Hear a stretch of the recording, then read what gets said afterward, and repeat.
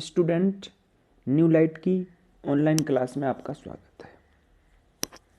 पिछले लेक्चर में ऋग्वेद काल, उत्तर वैदिक काल इसके बारे में समझाया गया था। तो जो अब कहानी आगे बताई जाएगी वो ऋग्वेद काल से होगी। ऋग्वेद काल के बाद आया महाजनपदों का उदय।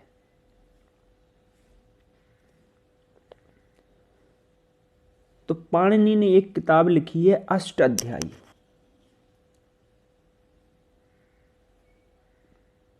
पाणिनि की अष्टाध्यायी में 22 महाजनपदों का उल्लेख है। इन्होंने किताब लिखी है अष्टाध्यायी।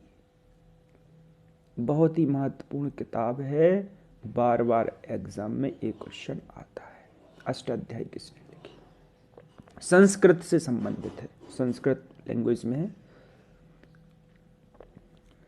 जिसमें मगध, कौशल एवं वत्स महत्वपूर्ण थे।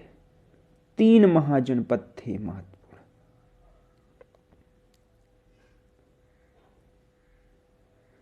जब भी कोई आपका एड्रेस पूछा जाता है तो आप बताते हैं गांव फलाना जनपद जिला। तो गांव जब कई समय समूह मिलकर डेवलप हो गए उस समय तो उसको कहा जाने लगा जनपद। वैसे अगर डिटेल में बताया जाए तो सबसे जो नीचे था वो ग्राम। गांव का मुखिया वैदिक काल में ग्रामीण कहलाता था, फिर विश्व, और इसका जो नेक्स्ट इकाई होती थी वो होती थी जन, यानी जनपद। तो इस तरह से कई जनपद मिलके महाजनपद हो गए।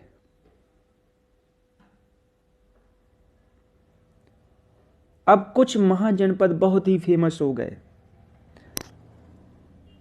कुछ नहीं हो पाए। तो उसके क्या रीजन थे? जैसे एक था मगध। मगध महाजनपद अस्तित्व में आ चुका था और ये धीरे धीरे इसने पूरे जितने भी महाजनपद हैं उसमें महत्वपूर्ण भी था, और आने वाले समय में इसने पूरे भारत पे पूरे छोटे मोटे क्षेत्रों को छोड़कर राज्य भी किया। अशोक का साम्राज्य देख लीजिए,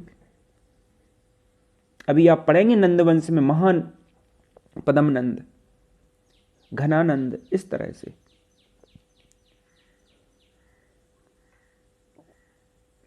तो बुद्ध के जन्म के समय पहले ही 6ठी शताब्दी ईस्वी में भारत 16 महाजनपदों में बटा हुआ था। अब देखिए पाणिनि ने बताए हैं 22। इसमें कंफ्यूजन हो सकता है क्योंकि उस समय इतनी रिसोर्सेज नहीं थे। अब मान चला किसी ने बता दिया, अलग अलग हो सकता है, नाम भी बताए हों, लेकिन जो 16 महाजनपद हैं ये बहुत महत्वपूर्ण है।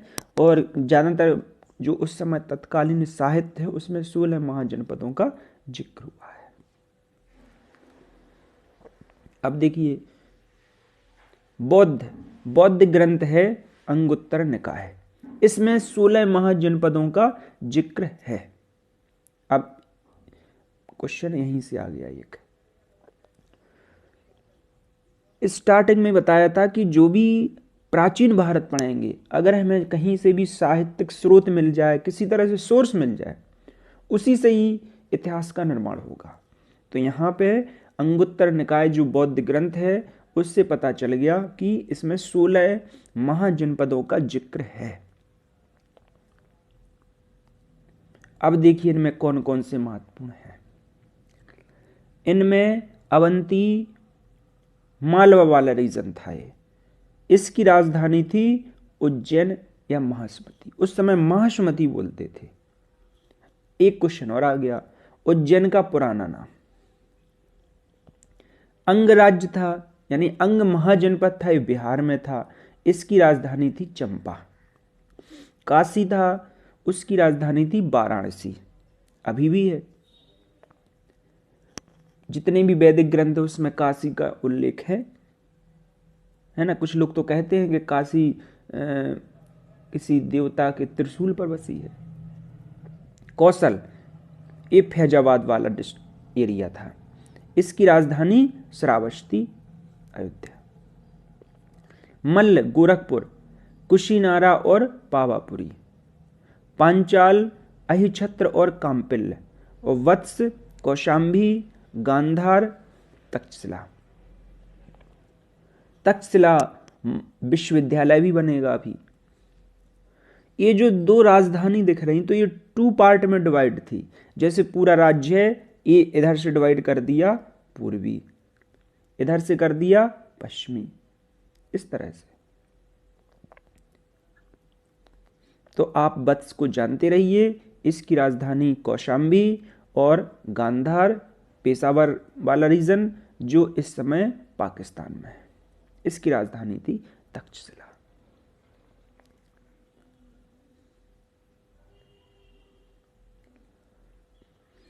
जो मत्स्य था उदयपुर, राजस्थान वाला एरिया, विराटनगर, ये एग्जाम में 1-2 बार आया है। जो मत्स्य महाजनपद था इसकी राजधानी थी विराटनगर। मगध देखिए, राजगिरी, पाटलिपुत्र। पहले राजगिरी थी, बाद में इसकी पाटलिपुत्र हो गई। तो मगध सभी महाजनपदों में श्रेष्ठ। बुंदेलखंड वाले रीजन में भी एक महाजनपद था, चेदी जिसे बोलते हैं, शुक्तिमती। ये भी बहुत महत्वपूर्ण है क्योंकि बुंदेलखंड का एकमात्र महाजनपद चेदी, जिसकी राजधानी शुक्तिमती थी। बज्जी, वैशाली। कुरु, इंद्रप्रस्थ। सूरसेन, मथुरा। अश्मक, पोटन।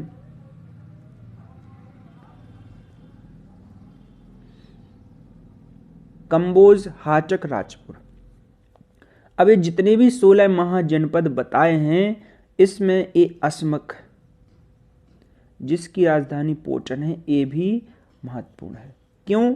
क्योंकि जब हम इसकी स्थिति देखेंगे तो ये गोदावरी नदी के किनारे दक्षिण भारत का एकमात्र महाजनपद था जो गोदावरी नदी के किनारे था।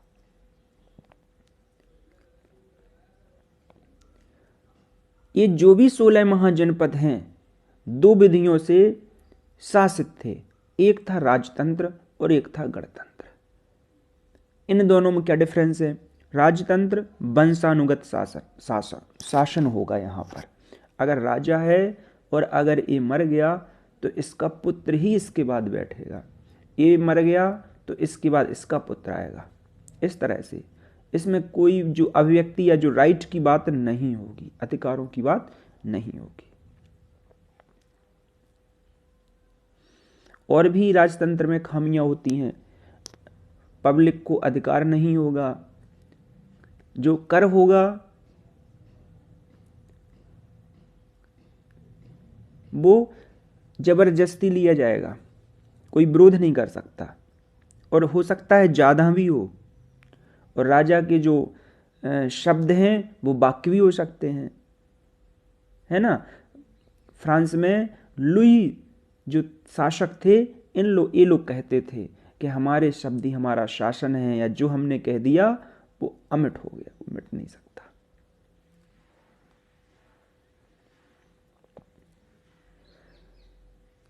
तो बौद्ध ग्रंथ में, हाँ, वो गणतंत्र तो आप जानते ही हैं कि जो शासन होगा वो वंशानुगत नहीं होगा, बल्कि लोगों के द्वारा कोई चुना गया व्यक्ति, और फिक्स नहीं होगा कि वही जिसको हमने सिलेक्ट कर दिया वही पर्सन, जैसे ए व्यक्ति को हमने सिलेक्ट कर दिया तो यही शासन करे, ये भी जरूरी नहीं है।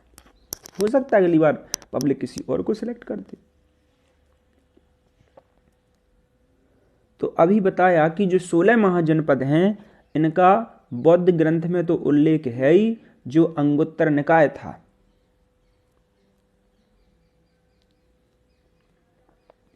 जैन ग्रंथ में भी इसका उल्लेख है, जिसमें है भगवती सूत्र।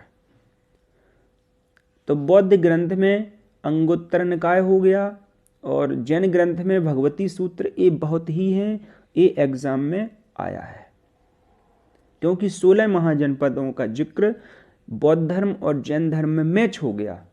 16 उसमें लिखे, 16 इसमें लिखे, मैच हो गया। इससे बिल्कुल पता लग गया कि 16 ही थे। पाणिनि ने 22 भले ही बताया, हो सकता है छोटे मोटे गांव को ऐड कर दिया हो, है ना, 6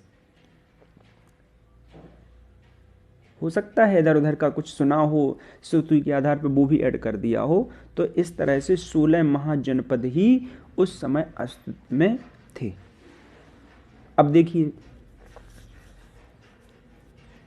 जैन ग्रंथ में जो भगवती सूत्र है उसमें 16 महाजनपदों का उल्लेख तो है, नाम अलग है। हो सकता है कि आपका नाम स्कूल में कुछ और हो और घर पे कुछ और हो, ये भी हो सकता है। ऐसा नहीं है कि अगर कोई महाजनपद है तो अंगुत्तर निकाय में कुछ और लिखा है और उसी का दूसरा नाम, ऐसा नहीं है। तो ये डिफरेंस हो सकता है। देखिए इस युग में अनेक नगरों की प्रधानता के कारण से द्वितीय नगरीय क्रांति कहा जाता है। अब आपके लिए एक होमवर्क दे रहा हूं। पहला कि ये जो द्वितीय नगरीय क्रांति कहा गया, प्रथम नगरीय क्रांति कब हुई? प्रथम नगरीय क्रांति कब हुई? ये जो भी वीडियो या जारी हुए हैं अभी तक जिसमें पढ़ाया गया है उसको आप देखिए। अगर आप इस क्वेश्चन का आंसर नहीं सोच पा रहे हैं तब। अब देखिए अंततः इन महाजनपदों में सबसे शक्तिशाली बना मगध और एक साम्राज्य स्थापित करने में भी सफल हुआ। अब यहां पहला क्वेश्चन आ रहा है कि मगध ही क्यों? जब मगध को आप भारत के नक्शे में देखेंगे, मैप में देखेंगे, तो ये देखेंगे कि इसकी जो स्थिति है, एक तो नदी के किनारे है, दूसरा एक तरह से पहाड़ी एरिया मान सकते हैं, आसपास पहाड़ भी हैं जिससे कि दूर से दिखाया जाएगा, दूर से दिखाई देगा। तो एक तरह से हो गया रणनीतिक स्ट्रेटजी वाला पॉइंट हो गया। अच्छा, मगध के नीचे ही तो है झारखंड, और जो कि यहां है ये है खनिज के लिए बहुत ही प्रसिद्ध। तो यहां क्या मिलता था? लोहा। और सेना में जो भी औजार बनाए जाते थे, लड़ाई के जो भी या युद्ध के जो भी औजार बनाए जाते थे, वो जनरली लोहे से इस तरह नुकीले बनेंगे कुछ। तो लोहे का, आयरन का यूज इस समय ज्यादा होने लगा।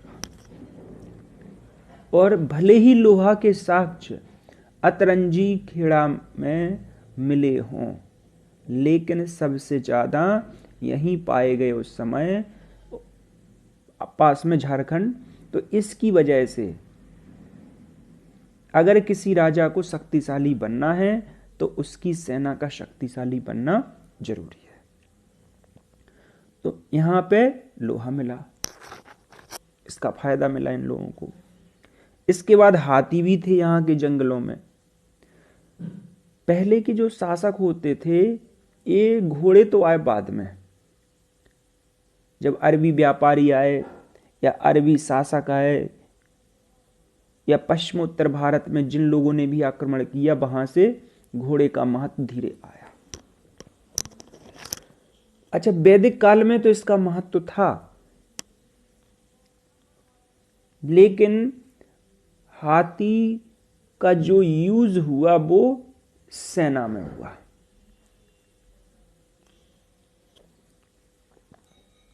कोई भी शासक अगर शक्तिशाली बने, साम्राज्य विस्तार ज्यादा से ज्यादा हो, तो वहां संसाधन, सेना, आर्मी और जो किंग है उसका शक्तिशाली होना जरूरी है। यहां देखिए मगध, लोहा है, हाथी है, शासक भी यहां महत्वपूर्ण हुए। जो भी शासक थे उन्होंने रणनीतिक, है ना, रणनीति बहुत अच्छी बनाई, जिसकी वजह से साम्राज्य विस्तार हुआ। देखिए बुद्ध के समय कौशल का शासक प्रसेनजित था। तो बुद्ध आने वाले हैं, ये एक तरह से अभी फैक्ट्स याद रख लीजिए, ये आगे भी बताया जाएगा। कौशल का शासक प्रसेनजित, ये आपको याद रखना है अभी बस। कौशल का शासक प्रसेनजित, बस।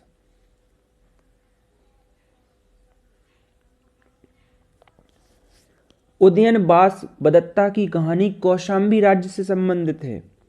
वेरी वेरी महत्वपूर्ण, ये एक दो बार एग्जाम में आया है। उदयन और वासवदत्ता की कहानी किस राज्य से संबंधित है? अभी उदयन को आप पढ़ेंगे, मगध साम्राज्य के जो वंश होंगे उसमें उदयन को पढ़ेंगे और वासवदत्ता को भी पढ़ेंगे। वासवदत्ता होगी कौशांबी राज्य से संबंधित। तो ये उदयन, वासवदत्ता। इसी तरह से अभी आप बाद में पढ़ेंगे शुंग वंश में अग्निमित्रम, अग्निमित्र केवल। अच्छा, अग्निमित्र शुंग वंश का एक शासक था। इसी में जोड़ दीजिए मालविका। तो जो किताब हो गई वो पूरी हो गई मालविका अग्निमित्रम। इसी तरह से उदयन वासवदत्ता एक केवल और केवल लव स्टोरी वाली किताबें हैं जो उस समय लिखी गई। एक फैक्ट्स और थोड़ा पढ़ लीजिए, इसको आप ज्यादा याद नहीं रखिए। कौशांबी की खुदाई से उदयन के राजा प्रसाद और घोषितराम मठ के अवशेष मिले हैं। अब पढ़िए, मगध वंश अभी बताया किस तरह से फेमस हुआ। मगध वंश राज्य के का जो प्रमुख वंश था, और एक तरह से ये भी कह सकते हैं पहला, हर्यक वंश।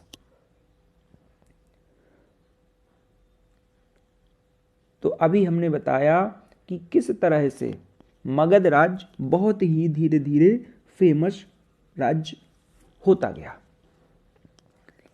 तो हर्यक वंश का प्रमुख शासक बिंबिसार, सबसे पहला राजा था बिंबिसार। अब देखिए इसने किस तरह से अपना राज्य विस्तार किया। हर्यक वंश के शासक बिंबिसार के शासनकाल में मगध ने खूब उन्नति की। वह महात्मा बुद्ध का समकालीन था। अभी आपने कौशल का जो शासक था प्रसेनजित, वो भी था, ये भी पढ़ा है। इसी में ये देखिए, तो मगध राजवंश में उस समय था बिंबिसार, और ये महात्मा बुद्ध का समकालीन था। इसको याद करते रहिए, बिंबिसार। अभी जब आप मौर्य वंश पढ़ेंगे तो वहां आएगा बिंदुसार, ये है बिंबिसार। तो बिंबिसार ने क्या किया, इसने गिरिव्रज या राजगिरी को अपनी राजधानी बनाया। इस समय पटना का कोई जिक्र नहीं है, पाटलिपुत्र। पटना तो बहुत बाद में आया है ना, आधुनिक नाम है पटना, बिहार की राजधानी पटना, पाटलिपुत्र बाद में। तो इसने जो राजधानी बनाई वो गिरिव्रज या राजगिरी को अपनी राजधानी बनाया। और क्या किया देखिए, अगल बगल जो भी राज्य थे, कौशल, वैशाली बिल्कुल पास में, के साथ वैवाहिक संबंध स्थापित किए। इससे क्या होगा, ये मगध है, इसी के बगल में बज्जी हो गया, इसी के बगल में इधर कौशल हो गया। तो यहां अगर वैवाहिक संबंध स्थापित किए तो इन राजाओं से भी तो दोस्ती होगी। कल के दिन अगर इस पर कोई अटैक करेगा, या इस पे कोई अटैक करेगा, या इस पे कोई अटैक करेगा, तीनों एक साथ तो रहेंगे। इस तरह से बिंबिसार ने अपने राज्य का विस्तार किया। अब देखिए क्या किया, महाकौशला देवी जो कौशल राज की पुत्री और प्रसेनजित की बहन थी। देखो यहां आ गया कौशल राज, इसके साथ दहेज में काशी प्रांत भी मिला, इससे काशी मिल गया। वैशाली की लिच्छवी राजकुमारी चेलना, वैशाली पास में था। छेमा पंजाब के मद्र कुल से, इसको रटना नहीं है, ठीक है, थोड़ा सा केवल गोथ्रो होना है बस। थोड़ी सी कहानी और पढ़ते रहिए केवल बस। जब एक बार, इसको याद नहीं रखना है ज्यादातर, केवल एक बार गोथ्रो। एक बार जब अवंती के राजा प्रद्योत, अच्छा इस तरह के नाम सुनाने से ये भी होता है, कहानी भी सुना दी कि अब जैसे अवंती के राजा थे तो प्रद्योत थे। अभी बताया कौशल के राजा, बता देंगे आप। तो पीलिया रोग से पीड़ित हो गए तो बिंबिसार ने अपने राजवैद्य जीवक को उज्जैन भेजा था। इसको आप याद करते रहिए। अवंती का राजा उस समय प्रद्योत था। ये भी बिंबिसार की हत्या कर उसका पुत्र अजातशत्रु मगध की गद्दी पर बैठा। तो इसकी हत्या किसने की? उसके पुत्र ने। अभी आप देखेंगे कि इस राजवंश में, हर्यक वंश में जो 3 शासक हैं, तीनों में उसके पुत्र ने ही अपने पिता की हत्या की है। तो इसीलिए इसको पितृहंता वंश भी कहेंगे, जानते रहिए। बिंबिसार के बाद कौन आया? अजातशत्रु। अजातशत्रु का उपनाम कुणिक था। अजातशत्रु जैन मतानुयायी था, ये याद करिए, क्योंकि अभी आपने पढ़ा कि बिंबिसार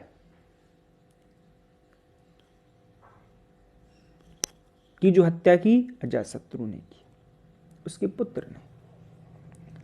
तो अजातशत्रु जैन मतानुयायी था। अब एक आपको होमवर्क है, तो बिंबिसार किस धर्म का अनुयायी था? पढ़िए, सोचिए। अजातशत्रु के समय ही राजगृह की सप्तपर्णी गुफा में प्रथम बौद्ध संगीति का आयोजन हुआ था। ये इसको जितना भी कहा जाए उतना कम है। ये बहुत ही महत्वपूर्ण है, एग्जाम में बहुत आता है। तो ये देखिए, अजातशत्रु के समय जब बौद्ध धर्म पढ़ाएंगे तो ये उस समय बताएंगे कि चतुर्थ 4 बौद्ध संगीति हुई, पहली कहाँ हुई, दूसरी कहाँ हुई, तीसरी। लेकिन अभी थोड़ा इतना याद रख लीजिए कि अजातशत्रु के समय ही पहली बौद्ध संगीति का ऑर्गेनाइजेशन या आयोजन हो रहा है, और वो भी कहाँ? सप्तपर्णी गुफा में। अजातशत्रु की हत्या उसके पुत्र उदयन ने की, इसको भी जानते रहिए।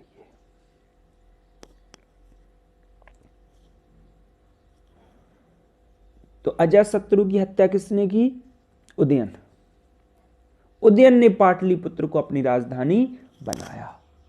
पहला शासक हर्यवंश का बिंबिसार था, उसने राजधानी अपनी राजगिरी या गिरिब्रज बनाई। लेकिन पाटलिपुत्र किसने बनाई?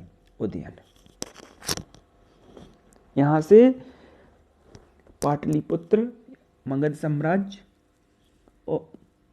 और विकसित होगा। तो इस तरह से जो आपने देखा कि बिंबिसार की हत्या उसके पुत्र अजातशत्रु ने की, अजातशत्रु की हत्या उसके पुत्र उदयन ने की। तो ये जो भी हर्यक वंश है, इसमें तीनों शासकों की या एक तरह से उसके पुत्र ने ही उनकी हत्या की।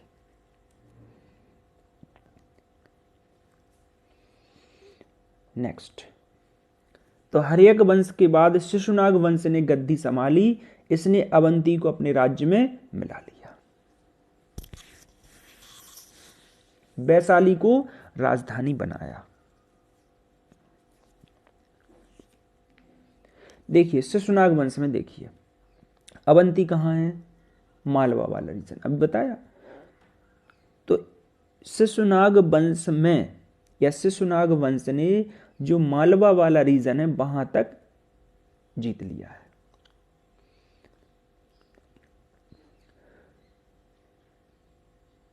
जो वैशाली वाला रीजन है वो मगध के पास था। अभी बताया था इधर मगध इधर वैशाली था, तो इसको राजधानी बनाया है शिशुनाग वंश ने। थोड़ा सा गो थ्रो और थोड़ा सा कर लीजिए, क्योंकि इसमें ज़्यादा महत्वपूर्ण जो थे वो बता दिए। देखिए, कालाशोक। कालाशोक इस वंश का सर्वाधिक प्रतापी राजा था। इसने पाटलिपुत्र को पुनः राजधानी बनाया। एक है अशोक, एक है कालाशोक, या ये मानिए ये है अशोक और ये है काला अशोक। ठीक,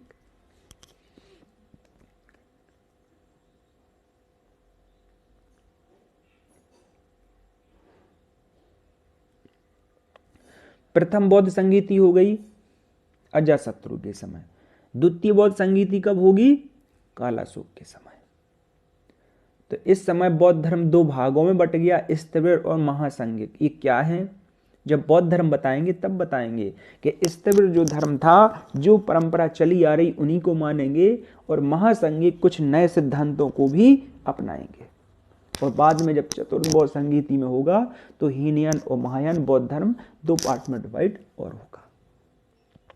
तो इस समय केवल आपको इतना याद रखना है कि जो द्वितीय बौद्ध संगीति हुई वो कालाशोक के समय हुई। प्रथम बताइए, सोचिए।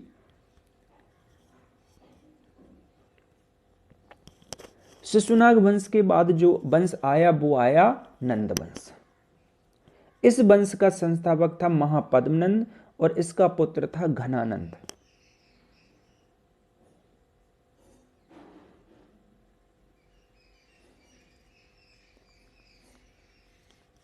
जो सिकंदर का समकालीन था। सिकंदर इसी के समय घनानंद पर यानी मगध साम्राज्य पर तो नहीं, लेकिन सिकंदर आक्रमण करेगा, तब थोड़ा बताएगा, क्योंकि आता है क्वेश्चंस कि जब सिकंदर ने आक्रमण किया तो उस समय भारत का शासक कौन था या मगध पर कौन शासन कर रहा था? तो घनानंद।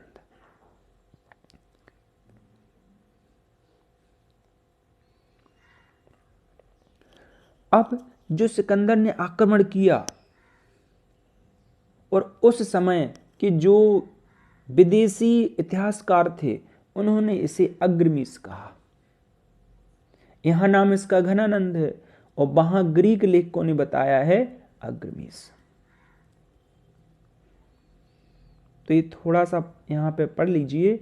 जब सिकंदर का आक्रमण होगा तो एक अलग ही डिटेल में बताएंगे, सीरी क्रोनोलॉजी ऑर्डर में थोड़ा सा बता देते हैं, है ना। गोत्रो जब वो बताएंगे डिटेल में तो और याद आ जाएगा। देखिए 326 ईस्वी में सिकंदर ने पश्चिमोत्तर भारत पर आक्रमण किया। जितने भी आक्रमण हुए मैक्सिमम पश्चिमोत्तर से ही हुए। घनानंद का विनाश चंद्रगुप्त मौर्य ने किया, चाणक्य की सहायता से किया। ऐसा कहा जाता है कि जो चाणक्य था वो कहीं ना कहीं घनानंद से रिलेट था, लेकिन घनानंद ने जैसे ही उसका अपमान किया तो उसने बदला लेने की ठान ली, है ना। एक दो सीरियल में कुछ और दिखाया है तो उसको जानते रहिए, कहानी में नहीं जाना है। एग्जाम में इस तरह की कहानी से कुछ नहीं पूछा जाता है ना। कि चाणक्य ने जब घनानंद ने उसका अपमान किया तो किस तरह से उसने क्या कसम खाई, क्या कथन था, या कुछ इस तरह से कुछ नहीं पूछा जाता है।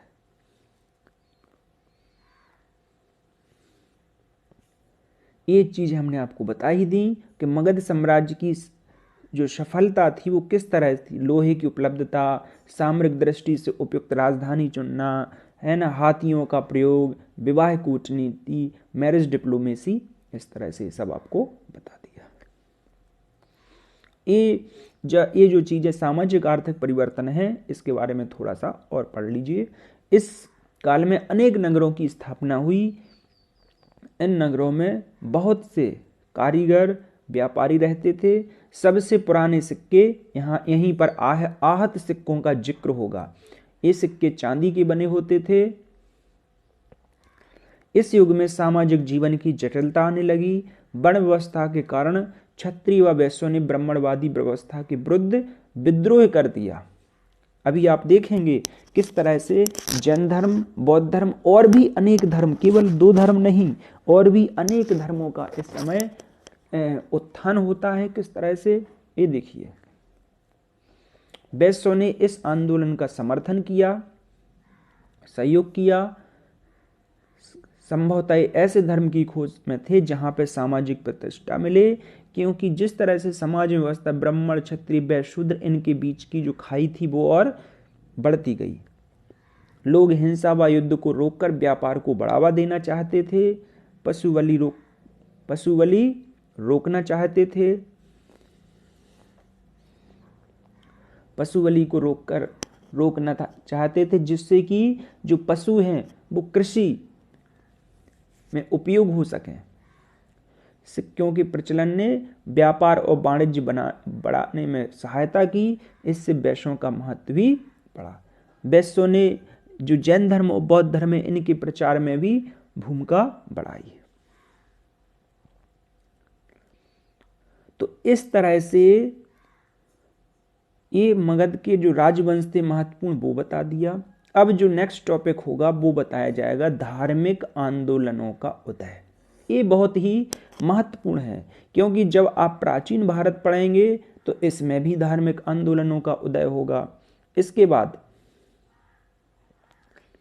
जब आप मध्यकालीन भारत पढ़ेंगे तो उसमें भी धार्मिक आंदोलनों का उदय है, और जब आप आधुनिक भारत पढ़ेंगे तो उसमें भी धार्मिक आंदोलनों का उदय होगा।